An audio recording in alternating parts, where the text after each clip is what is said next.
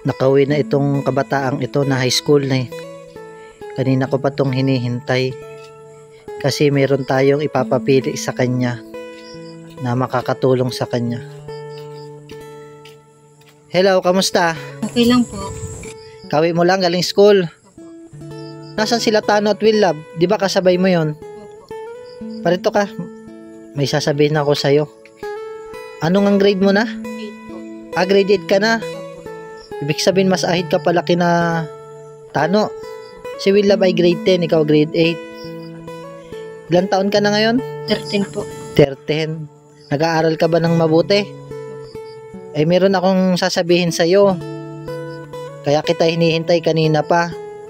Hindi ka ba nahihirapan sa pag-aaral mo? Nahirapan po. Nahihirapan ka? Saan ka nahihirapan? Sa pagsusulat po sa ibang subject. Nahihirapan ka sa pagsusulat sa ibang subject? Bakit ka nahihirapan sa pagsusulat sa ibang subject? Hindi po ako kasali dun sa mga GC po ng aming teacher. Hindi ka kasali sa mga GC. Bakit hindi ka kasali? Wala pong cellphone. Wala kang cellphone. Matagal ka nang walang cellphone. Di paano yan? Hindi ka nakakasabay. Kamusta yung mga grade mo? Puro po palakot. Puro palakol? Puro palakol? Opo. Ayos lang naman yon. At least pasa. Lahat ba ng subject mo palakol yung grade mo? Hindi po. Ilan ang palakol? 5 po. Ano sana ang grade ang gusto mo? 80 po sana. 80. Pero 5 yung palakol. Anong unang dahilan? Bakit hindi ka pag-aral lang maayos? Bakit palakol dun sa 5 subject? Wala pong cellphone. Wala kang cellphone. Bakit di ka nangihingi kina mama? Wala pong pambili. Walang pambili. Hindi ka ba nagrereklamo sa buhay? Wala kang cellphone habang nag-aaral ka? Ganun ba? Mabuti naman. Tama yun. Kung ano lang yung meron ka, yun lang pasalamatan.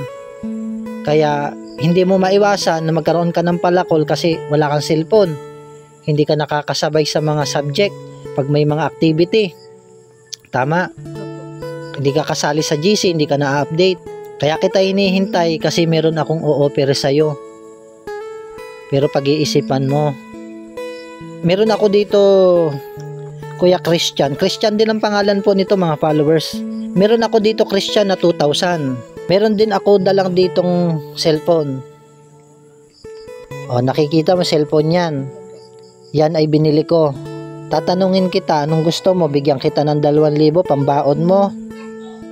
O gusto mo ng cellphone?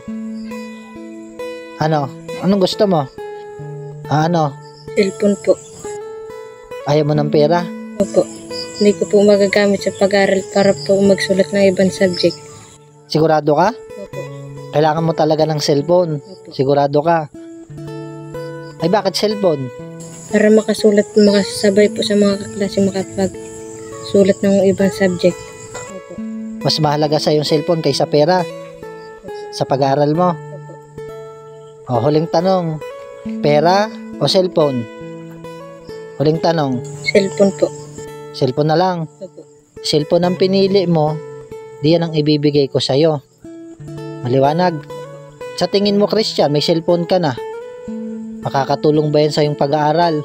Paano yan makakatulong sa iyong pag-aaral? Para po makapagsulat sa ibang subject po. Hindi ka nakakapagsulat kapag walang cellphone? Opo. Bakit? Hindi po ako kasali dun sa mga GC po. Hindi mo nakikita yung ipinapasulat? Opo. Sige, gusto mo ba makita itong cellphone? Ngayon ka lang ba magkakaroon ng cellphone? Opo. Okay na ito, Christian. May SIM card na rin ito, ha?